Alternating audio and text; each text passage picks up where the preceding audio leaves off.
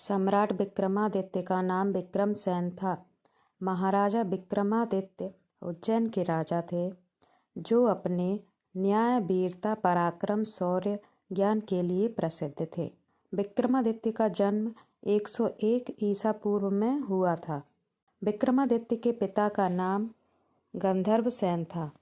उनकी माता का नाम सौम्यदर्शना था। सम्राट विक्रमादित्य की बहन का नाम मैनावती तथा उनके भाई का नाम भर्तृहरि महाराज था। सम्राट विक्रमादित्य की 5 पत्नियां थीं। महाराज के 2 पुत्र विक्रमचरित और विनयपाल थे तथा उनकी 2 पुत्रियां विद्योत्तमा तथा वसुंधरा थीं। विक्रमादित्य ने शकों को परास्त किया था। उन्होंने अपनी जीत के साथ ही हिंदू विक्रम संवत की शुरुआत की थी तथा 9 रत्नों की शुरुआत भी महाराज विक्रमादित्य द्वारा ही की गई। भारतीय परंपरा के अनुसार महाराज विक्रमादित्य के रत्न धन्वंतरी, छप्पड़क, अमर सिंह, शंकु, खटकरपारा, कालिदास, बेताल भट्ट, बररुचि, बरामेर थे। महाराज विक्रमादित्य के नवरत्नों में से एक कालिदास प्रसिद्ध संस्कृत राज कवि थे। बरामिहिर उस युग के प्रमुख ज्योतिषी माने जाते थे, जिन्होंने महाराज विक्रमादित्य के बेटे की मौत की भविष्यवाणी पहले ही कर दी थी तथा बरामिहिर ने ही विष्णु स्तंभ का निर्माण करवाया था, जिसे मुगलों के आक्रमण के बाद कुतुब मीनार में बदल दिया गया था। और यह भी माना जाता है कि उन्होंने ही सम्राट विक्रमादित्य को 16 छंदों के आचरण का श्रेय दिया था। नवरत्नों के चित्र मध्य प्रदेश के उज्जैन महानगर के महाकाल मंदिर के पास ही सम्राट विक्रमादित्य टीला है। यहाँ पर विक्रमादित्य के नवरत्नों की मूर्तियाँ विक्रमादित्य संग्रहालय में स्थापित की गई हैं। महाराज विक्रमादित्य अपनी जनता के कष्ट तथा हाल चाल जानने के लिए छद्म भेष धारण कर नगर भ्रमण के लिए जाते थे। वे अपने राज्य में न्याय व्यवस्था कायम रखने के लिए हर संभव प्रयास करते थे। राजा विक्रमादित्य लोकप्रिय तथा न्यायप्रिय राजाओं में से सर्वश्रेष्ठ माने जाते थे। इतिहासकारों के अनुसार उज्जैन के सम्राट विक्रमादित्य का राज्य भारतीय उपमहाद्वीप के अलावा ईरान, इराक तथा अरब में भी फैला था। अरब और मिस्र महाराज विक्रमादित्य के अधीन थे। महाराज विक्रमादित्य की अरब पर विजय का वर्णन अरब के एक अरबी कवि जरहाम किंतोई ने अपनी पुस्तक शायर उल ओकुल में किया है। प्राचीन पुराणों तथा इतिहास ग्रंथ से पता चलता है कि तुर्की के इस्तांबुल शहर की एक प्रसिद्ध लाइब्रेरी मकतब ए सुल्तानिया में एक प्रसिद्ध ऐतिहासिक ग्रंथ रखा हुआ है, जिसमें महाराज विक्रमादित्य के संबंधित एक शिलालेख का उल्लेख मिलता है, जिसमें कहा गया है कि वह लोग बहुत भाग्यशाली हैं जो इनके राज्य में जन्मे और सम्राट विक्रमादित्य के राज में जीवन व्यतीत किया। महाराज अत्यंत दयालु उदारशील शासक थे, जो सभी के कल्याण के बारे में सोचते थे तथा उन्होंने पवित्र धर्म को हमारे बीच फैलाया और अपने देश के सूर्य से भी तेज विद्वानों को इस देश में भेजा ताकि यहाँ शिक्षा का उजाला फैल सके। महाराज विक्रमादित्य ने भारत की भूमि को विदेशी शासकों से मुक्त कराने तथा अत्याचारी राजाओं से मुक्ति दिलाने के लिए एक बृहत अभियान चलाया था। महाराज ने अपनी सेना का पुनर्गठन किया, जिससे उनकी सेना विश्व की सबसे शक्तिशाली सेना बन गई थी, जिससे उन्होंने भारत के चारों तरफ अभियान चलाकर विदेशी शासकों तथा अत्याचारी राजाओं से मुक्त करवाया था। सम्राट विक्रमादित्य का वर्णन भविष्य पुराण तथा स्कंद पुराण में भी मिलता है। सम्राट विक्रमादित्य चक्रवर्ती राजा थे। महाराज विक्रमादित्य ने शकों को पराजित किया। उनके पराक्रम को देखकर उन्हें महान सम्राट कहा गया। चक्रवर्ती सम्राट महाराजा विक्रमादित्य के नाम की उपाधि बाद में भारत में कई राजाओं को प्राप्त थी, जिनमें गुप्त वंश के सम्राट चंद्रगुप्त द्वितीय तथा सम्राट हेमचंद्र विक्रमादित्य, जो हेमू के नाम से भी प्रसिद्ध हुए।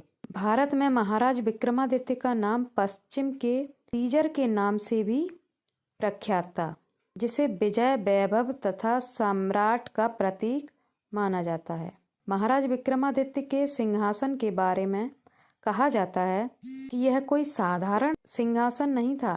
देवराज इंद्र ने महाराज विक्रमादित्य के कौशल, अंतर्दृष्टि को देखते हुए स्वयं विक्रमादित्य को नैट स्वरूप प्रदान किया था।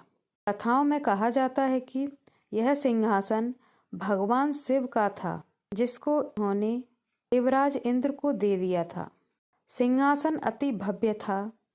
यह शुद्ध सोने से बना हुआ था तथा इसके सभी भाग रत्नों से सजाए गए थे तथा इस सिंहासन में 32 मूर्तियों का भी उल्लेख मिलता है। कहते हैं कि सिंहासन में लगी 32 मूर्तियां हर कार्य में महाराजा विक्रमादित्य की सहायता करती थीं। सम्राट विक्रमादित्य की मृत्यु के बारे में 21वीं पुतली कौशल्या ने बताया, जब सम्राट विक्रमादित्य वृद्धावस्था में आ गए थे तो इन्होंने अपने योग बल से यह जान लिया था कि उनका अंतिम समय अब निकट है और उन्होंने वन में साधना के लिए एक कुटिया बनाई थी। एक दिन उन्होंने देखा कि कुटिया में सामने वाले पहाड़ से प्रकाश आ रहा है। इस प्रकाश के बीच उनको एक सुंदर महल दिखाई दिया। महाराज को भवन देखने की जिज्ञासा हुई और उन्होंने माँ काली द्वारा प्रदत्त 2 बेतालों का स्मरण किया। उनके आदेश पर दोनों बेताल उनको पहाड़ी पर ले गए तथा उन्होंने कहा कि हम इससे आगे नहीं जा सकते। कारण पूछने पर उन्होंने बताया कि एक योगी महात्मा ने इस महल के चारों ओर तंत्र शक्ति का घेरा बनाया हुआ है और इस भवन में उनका निवास है तथा इस भवन में वही प्रवेश कर सकता है जिसका पुण्य उन योगी से अधिक हो। वास्तविकता जानने के पश्चात सम्राट विक्रमादित्य ने महल की तरफ अपने कदम बढ़ाए। वह जानना चाहते थे कि उनका पुण्य उन योगी से अधिक है या नहीं।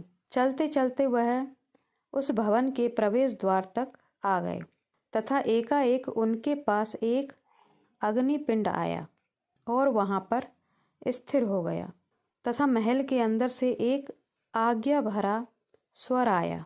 उसके बाद वह अग्निपिंड चलता हुआ महल के पीछे चला गया तथा दरवाज़ा साफ हो गया।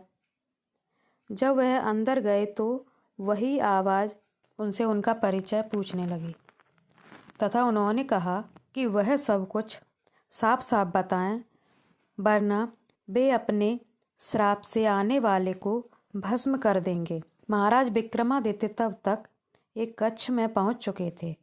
उनको देखकर वहां एक योगी खड़े हुए।